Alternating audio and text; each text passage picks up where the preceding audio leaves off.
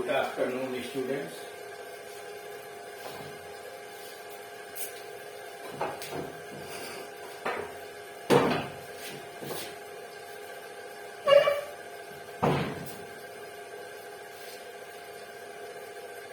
इस वीडियो के अंतर्गत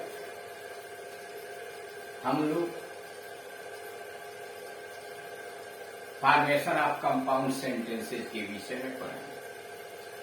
कंपाउंड सेंटेंस क्या होता है, कैसे बनाया जाता है, इसके विषय में जानकारी।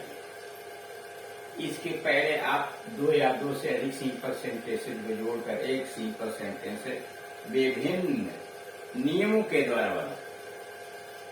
यह है कंपाउंड सेंटेंस, यानी फॉर्मेशन ऑफ कंपाउंड से कंपाउंड संयुक्त वाक्य। यह कंपाउंड सेंटेंस होता क्या है? वह वाक्य जिसमें एक प्रिंसिपल के अलावे उसका एक कोऑर्डिनेट क्लॉज आया हुआ, वह कंपाउंड सेंटेंस का। कंपाउंड सेंटेंस के लिए सबऑर्डिनेट क्लॉज होना आवश्यक नहीं। सीधी बात समझिए, अगर कोई ऐसा वाक्य है जिसमें एक प्रिंसिपल क्लॉज है और उसका कोई सबऑर्डिनेट क्लॉज नहीं है, एक या एक से अधिक कोऑर्डिनेट क्लॉज है, तो सेंटेंस कंपाउंड है। और अगर प्रिंसिपल क्लॉज का एक भी सबऑर्डिनेट क्लॉज है प्रिंसिपल क्लॉज का, तो सेंटेंस कॉम्प्लेक्स है। यानी कंपाउंड सेंटेंस में भी कम से कम दो उपवाक्य होते हैं, दो क्लॉजेज होते हैं। एक प्रिंसिपल होता है, एक कोऑर्डिनेट क्लॉज। प्रिंसिपल जो अपना अर्थ पूरा करने की समर्थ रखता है, वो अपने अर्थ के लिए किसी दूसरे पर निर्भर नहीं होता है। कोऑर्डिनेट क्लॉज वह होता है जो अपना भाव तो पूरा कर सकता है, लेकिन कोऑर्डिनेटिंग कंजंक्शन के द्वारा किसी और क्लॉज से जुड़ा हुआ है। कंपाउंड सेंटेंस में कोऑर्डिनेट क्लॉज प्रिंसिपल क्लॉज से जुड़ा रहता है। कम से कम एक कोऑर्डिनेट क्लॉज प्रिंसिपल क्लॉज से जुड़ा होना चाहिए, तभी सेंटेंस कंपाउंड होगा।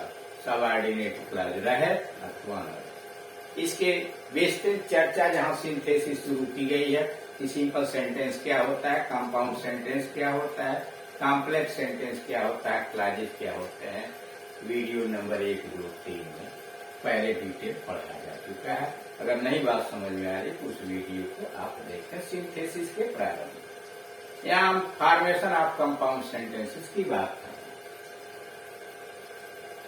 कोई भी कोऑर्डिनेट क्लॉज कोऑर्डिनेटिंग कंजंक्शन से शुरू हो, मतलब अगर दो वाक्य मिलकर एक कंपाउंड सेंटेंस बनाते हैं तो एक प्रिंसिपल क्लॉज है और दूसरा कोऑर्डिनेट क्लॉज है। उस कोऑर्डिनेट क्लॉज के पहले कोई कोऑर्डिनेटिंग कंजंक्शन आया हुआ। कोऑर्डिनेटिंग कंजंक्शन से मुख्य रूप से इतने होते हैं: and, as well as, both and, not only but also, else, or, else, or nor, either or, neither nor, but yet still, nevertheless, while, whereas, so therefore, hence, for only, etc. ये मुख्य coordinating conjunction है जिनको सुविधा के दृष्टिकोण से 4 भाग में बांट दिया गया है कि किस प्रकार से वाक्यों को जोड़ा जाए। जिसमें पहला है कुमुलेटिव कंजंक्शन। कुमुलेटिव कंजंक्शन उसको कहते हैं जो जोड़ बताता है, जो दो स्टेटमेंट्स को जोड़ता है, दो कथन को जोड़ता है, दो साधारण वाक्यों को मिला करके एक कंपाउंड सेंटेंस बनाता है। इसके अंतर्गत आता है एंड जानते हैं, एज वेल एज, साथ ही साथ, बोथ एंड, बोथ दोनों, और नॉट ओनली बट आल्सो, न केवल बल्कि भी, नो लेस देन, नाउ। इसमें सबसे ज्यादा यूज होने वाला एंड है और बाकी जितने भी कंजंक्शन है वो अधिक जोरदार तरीके से प्रस्तुत किए जाते हैं। जैसे जोड़ने के लिए वाक्य के अंतर्गत दिया हुआ है, ही केम हियर, वह यहाँ आया, ही फिनिश्ड हिज वर्क, उसने अपना काम समाप्त कर लिया। अब सीधे अब आपको क्रिया एक नहीं करनी है, क्रिया 2 या 2 से अधिक रहेगी। चुनाव करना है कंजंक्शन का। मैंने बताया ना कि अगर कंपाउंड सेंटेंस बनाने की बात की जा रही है तो जो दो वाक्य दिए गए हैं दोनों की हिंदी निकाल लीजिए, दोनों को जोड़ लीजिए, लेकिन कंजंक्शन कोऑर्डिनेटिंग होने चाहिए। मतलब and, as well as, both and, not only but also, but yet, still, nevertheless, whereas, or nor, either or, neither nor, so therefore, hence इत्यादि। इनमें से अगर आप जोड़ते हैं तो सेंटेंस कंपाउंड होगा।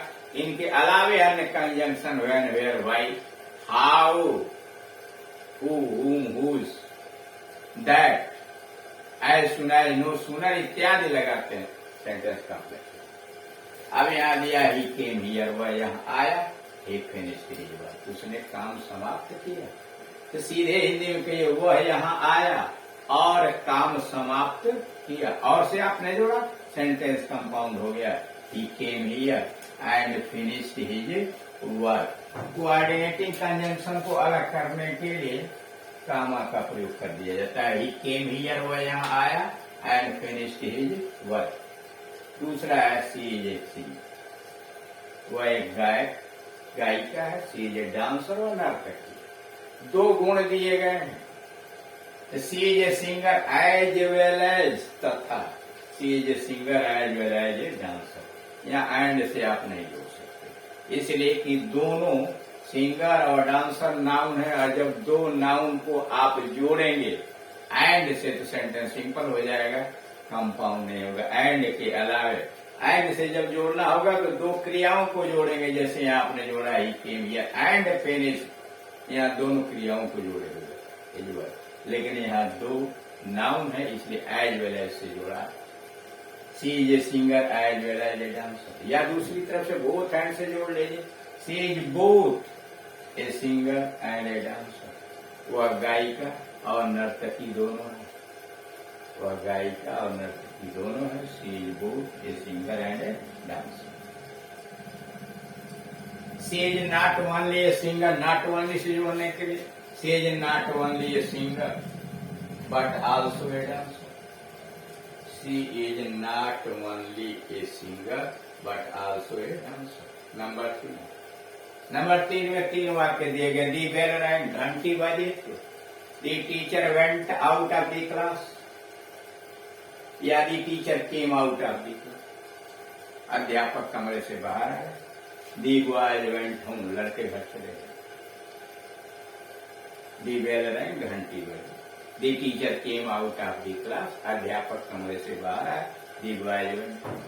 तीनों को मिला दीजिए, कामा से अलग कर दीजिए और लास्ट वाले पॉइंट से जोड़ दीजिए। The bell rang, comma, the teacher came out of the class and the boys went. तीनों को एंड से आपने दी बेल रैंग, घंटी बजी, the teacher came out of the class and the boys went.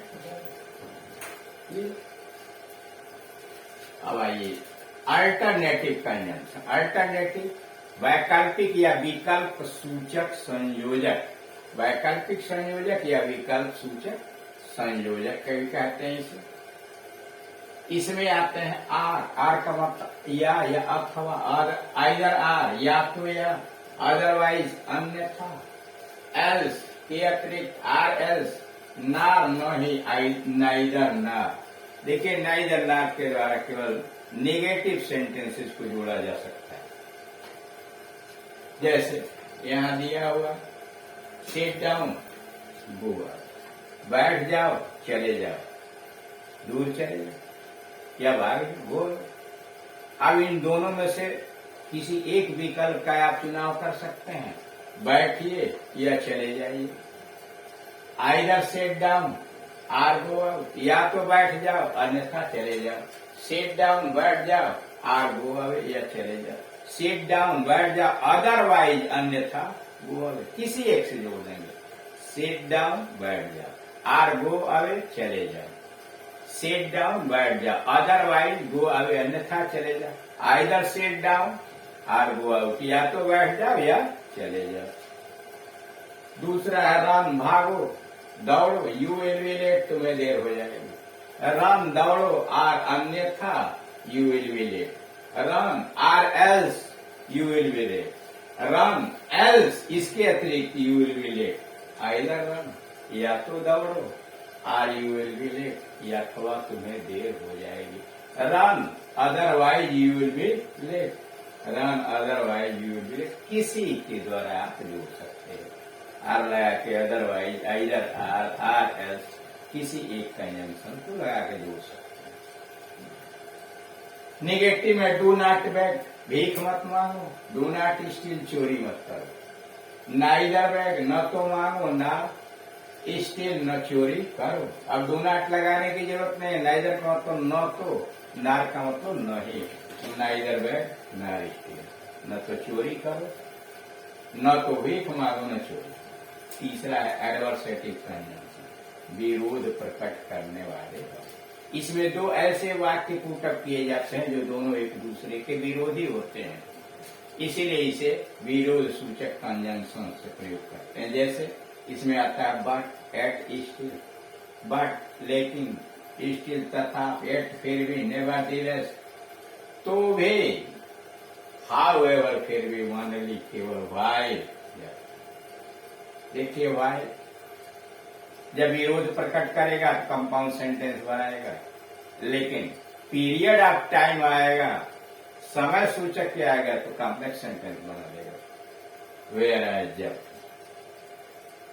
They are poor, वे गरीब है, दे do not bag, भीख नहीं मांगते। दोनों दो बातें हैं, दोनों अलग अलग बातें हैं। तो दे आर पुअर, वे गरीब है, but they do not beg, लेकिन वे भीख नहीं मांगते। ही इज पुअर, वह गरीब है, ही इज ऑनेस्ट, वो ईमानदार है। माना जाता है गरीब आदमी भी ईमान होंगे, मतलब लोग मानते हैं। He is poor but he is honest, yet he is honest, still he is honest, समझ ना, बट एट स्टिल, तीनों में कोई लगा सकता। इलेक्टिव कंजंक्शन परिणाम सूचक हो, इसमें एक वाक्य कारण होता है, दूसरा उसका परिणाम होता है। दोनों को कंजंक्शन जोड़ने के लिए आते हैं। इसमें इलेक्टिव के अंतर्गत सो, देयरफॉर, दस, फॉर, हेंस, सो दो बार हो गया। सबका मतलब लगभग एक ही है, केवल फार जो है इसका मतलब होता है इसलिए कि, सो का मतलब इसलिए, हेंस का मतलब इसलिए, देयरफॉर का मतलब इसलिए, फार का मतलब इसलिए। ये आस्क्ड मी, उसने मुझसे कहा, आई वेंट, मैं चला गया। ही आस्क्ड मी, उसने मुझसे कहा, सो इसलिए आई वेंट, मैं चला गया। देयरफॉर आई वेंट, इसलिए मैं चला गया। हेंस आई वेंट, इसलिए मैं चला गया। He asked me, hence I went. He can not see, वह देख नहीं सकता। इट इज वेरी डार्क, बहुत अंधेरा है। He can not see, for it is very dark, for मतलब इसलिए, वह देख नहीं सकता इसलिए कि बहुत अंधेरा है। अगर सो से जोड़ना तो वाक्य उलट दीजिए, इट इज वेरी डार्क, बहुत अंधेरा है। सो या देयरफॉर या hence, he can not see, बहुत अंधेरा है इसलिए वह देख नहीं सकता। It is very dark, so he can not see. Clear?